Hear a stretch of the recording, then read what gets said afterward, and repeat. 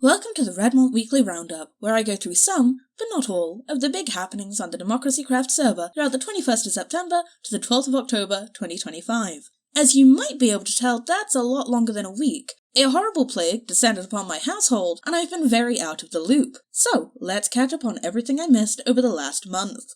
The presidential elections took place with declarations opening on the 2nd of October. The presidential candidates and vice presidential candidates were as follows, in order of listing on the declarations thread. Plura72 and Priceless Agrari under the Labour Party of Redmont, Pepe Q and Inza under the Workers' Party of Redmont, Asexual Dinosaur and McBrittle 419, Independents, Beza Giza and Sophia 2750, Independents, and Eatbee and Paul Monday, Independents. A debate was held by TPA News on the 5th or 6th of October, depending on time zones, with a summary of the debate being put out by TPA News' own Emily Pancakes22, and the polls opened on the 8th of October.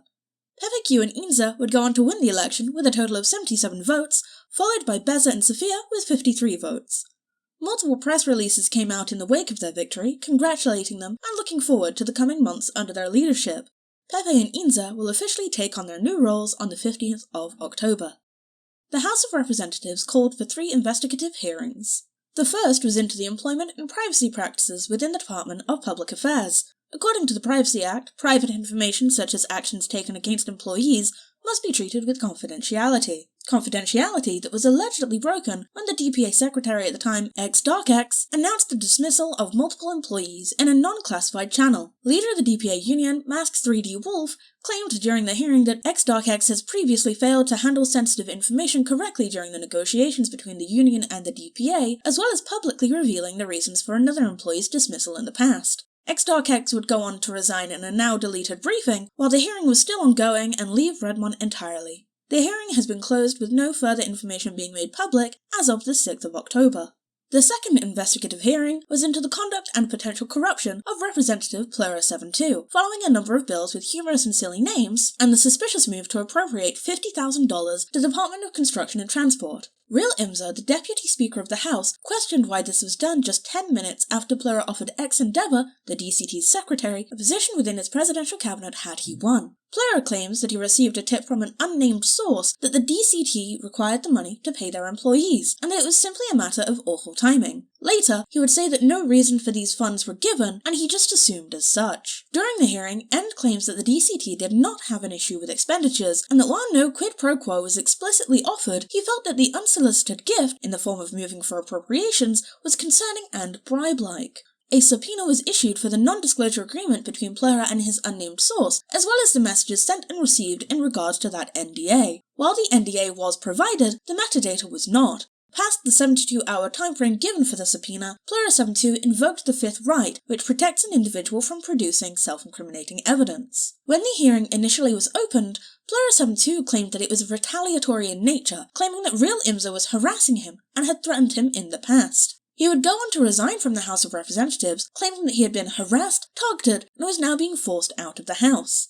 However, this was challenged in a briefing by Representative Girlvale Coded, who attributes his resignation to the House escalating the proceedings when a motion was issued to release the subpoenaed NDA. Plura72 threatened to delete the NDA, leading to Girlvale Coded and fellow Representative Skazani archiving the contents of the subpoena to prevent this. The hearing was closed on the 12th of October, with no further information being made public at this time. The third hearing was open to investigate the scope and effects of the financial crisis, looking into the behaviour and actions of financial institutions and regulatory bodies. Through the hearing, the House hopes to obtain the information required for a report on the crisis and evaluate whether changes in law are required as a result of the actions taken during it. The hearing is currently ongoing. Hello again, unemployed people. Have you missed hearing about potential jobs? A call has been put out for congressional clerks. Congressional clerks are responsible for managing the congressional calendar, notifying Congress members who have not yet voted during the voting period, administering the oath-during swearing-in ceremonies, and updating relevant sections of the Constitution, rules, and laws when bills are passed. This is a great opportunity for those looking to get involved in the legislative process and meet people involved in Congress.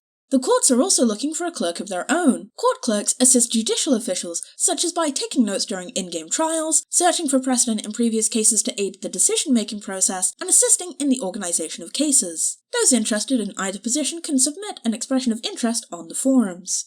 The Department of Education is looking to hire more tour guides.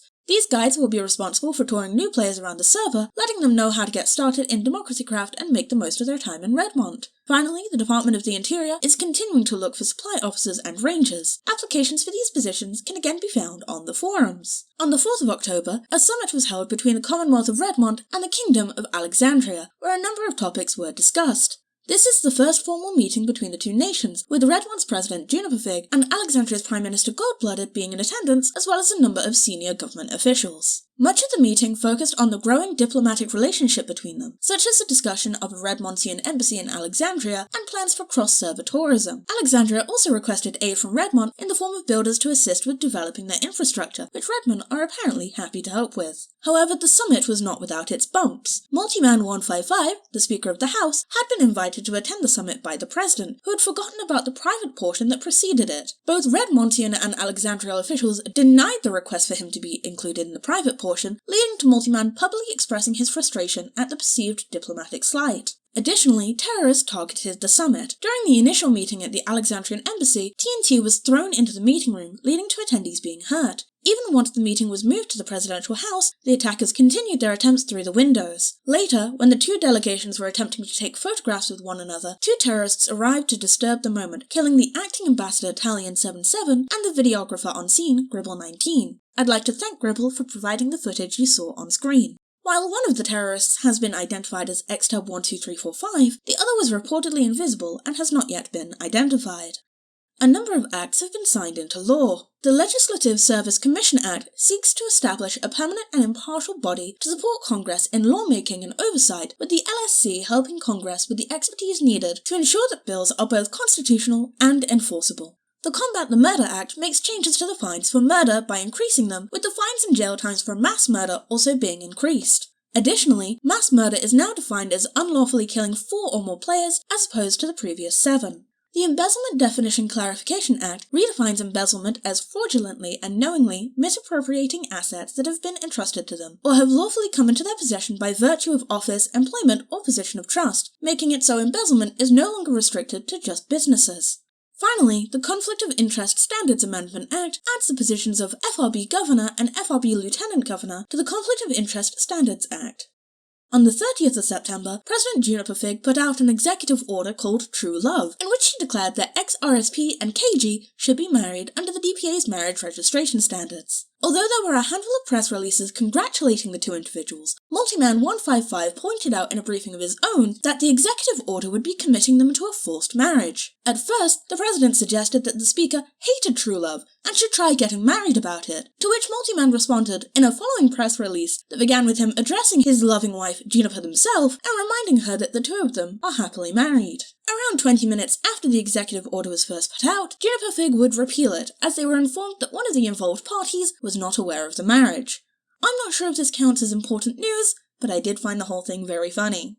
On the topic of nominations, resignations, referendums, and elections, Sophia 2750 was elected Deputy President of the Senate, and later the President of the Senate, with Gribble19 now being the new Deputy President of the Senate. Rory was appointed Sergeant-at-Arms. Slay/Yeetboy was elected as Oak Ridge's mayor, with Modsy serving as his deputy. Slap has resigned from the federal court. The referenda for the Unified Constitution Act and Dereliction Fix Part 1 Act are currently being voted on, and a special election is currently open for the House of Representatives following Player 72's resignation, which is also currently being voted on. Finally, I'd like to congratulate everyone who has received a commendation from various departments, as well as those who have been sponsored into the Order of Service and Order of Redmont. There has a lot of names, so I'm afraid I won't go through all of them, but I would like to express my gratitude for being sponsored into the Order of Service myself due to my work on the Roundup. I was very surprised by it, and I'm filled with pride for my work, which I hope I will be able to continue for as long as possible. This has been the 6th installment of the Redmont Weekly Roundup. I've been Virtue, it's good to be back, and I hope to see you next week.